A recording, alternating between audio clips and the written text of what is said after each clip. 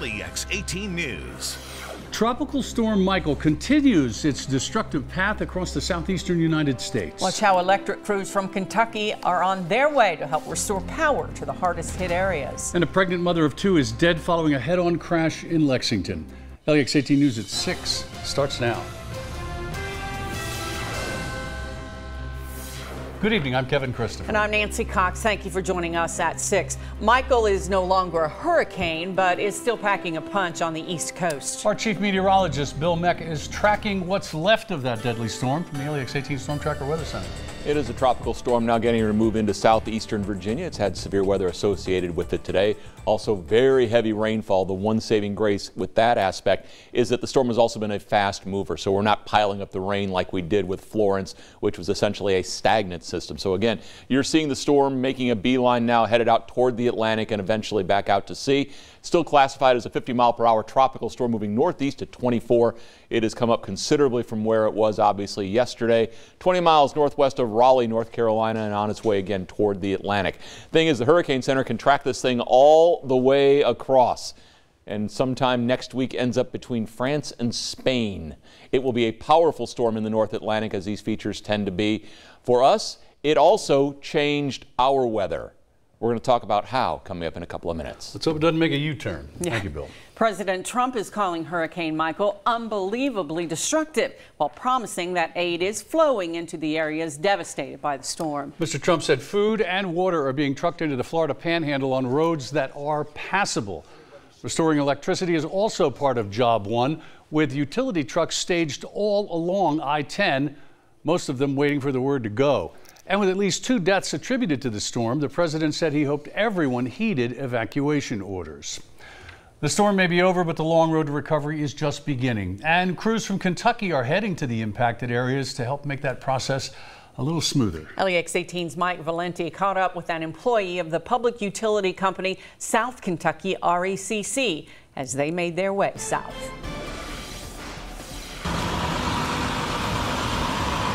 Just after the sun came up, crews from Somerset began their long journey to Vienna, Georgia. It's hard to know exactly what you'll see when you get there, but from the reports we're getting, it's going to be pretty bad. Daniel Coomer is lead lineman for South Kentucky RECC.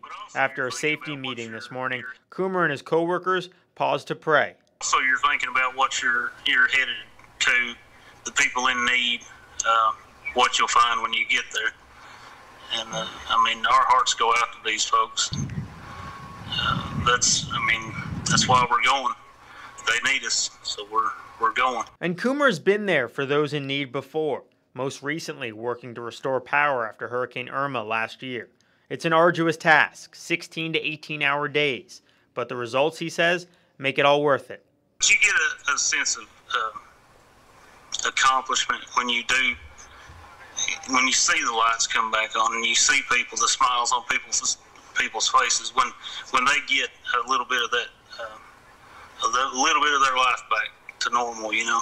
Covering the news in Pulaski County, Mike Valenti, LEX 18 News. Coomer says it's unclear how long his team will be down there, but he estimates it could be at least 2 weeks.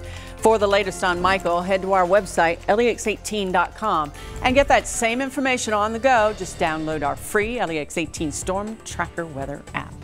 A pregnant mother of two is dead after a head-on crash on Winchester Road. Happened around 10 a.m. near Patch and Wilkes Drive.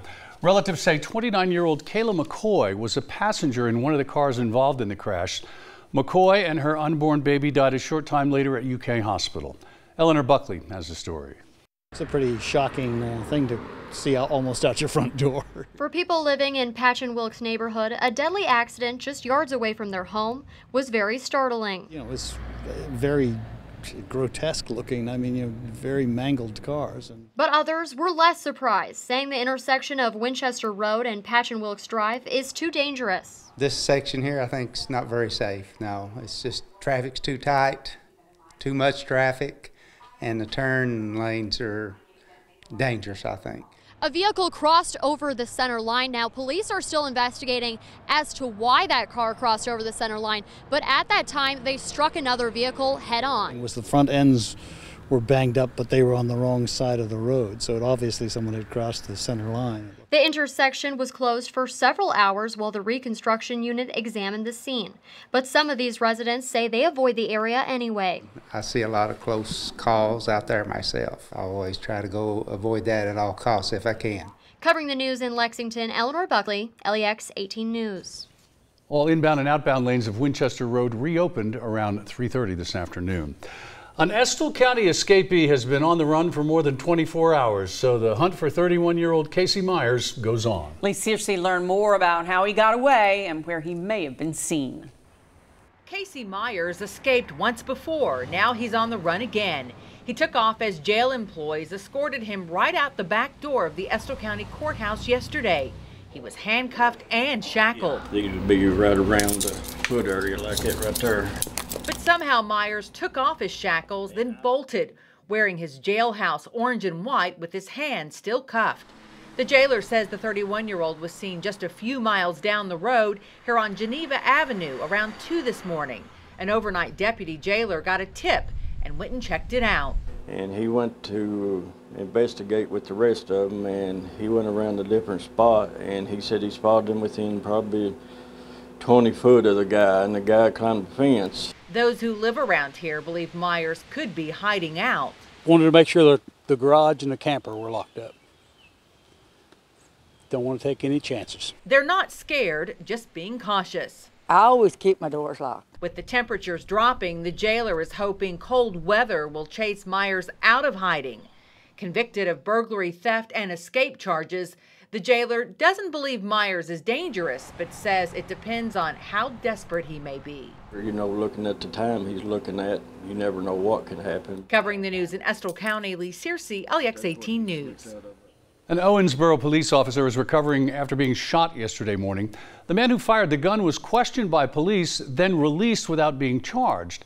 As LEX 18's Tiffany Jackson reports, our sister station in Evansville, WFIE, spoke exclusively with that man. David Turley says he walked outside his home early Wednesday morning to what he called a commotion by his fence. He noticed someone with a flashlight, but before he could figure out who it was, as I get closer, pow, pow. And when he did, I had my weapon by my side, and I just pulled up and fired and started towards the ground trying to take cover. The person he shot at was Owensboro police officer Zachary Morris. We're told Morris was looking for a man in the area who ran away from him on an earlier call. Police, drop your weapon now. Never heard nothing like that. Once they shot 2 times in my face, I had no choice. I was in fear of my life, and I returned fire. I could hear the sing of the bullet as it went by. After the gunfire, Turley had no idea anyone was shot until more police pulled up. Morris was rushed into surgery and is in good condition. Turley said he's concerned about the officer's recovery. I'm still worried about the officer's condition because I know that was not a good situation. But Turley believes he didn't do anything wrong. He says he was just trying to protect his family. I got 5 grandkids in this house. I'll lay my life down for every one of them. Covering the news in Owensboro, Tiffany Jackson, LEX 18 News. State police are investigating the shooting. They confirm Officer Morris fired his gun, but investigators say they're still trying to determine who shot first. Mount Sterling police are looking for help in identifying 2 men who may have information about a card skimmer that was placed on an ATM. LEX 18's Catherine Collins talked to people in Montgomery County who say they're making changes to the way they bank after hearing about that skimmer. Mount Sterling police released these photos. In a Facebook post, they say they're looking to question the 2 men about an ATM skimmer that was placed at this traditional bank branch on Maysville Road. Patricia Norris says a friend told her about the skimmer. And I said, well, I bank there. Luckily, Norris says she doesn't use the ATM for this exact reason. I have in the past, but like in the last couple of years, I haven't because of all the scamming going on. Others weren't so lucky. Several people commented on the police department's Facebook post saying their card information was stolen and they're out hundreds of dollars. It's just new ways to scam people, and it just seems like every few months or so there's a new way for people to get their money taken from them. Chuck Daniels says this incident just heightens his suspicions.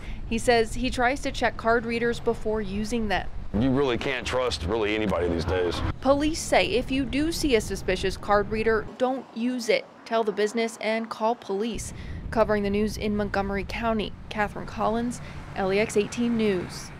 Williamsburg police also posted on their Facebook page recently about a credit card skimmer found there.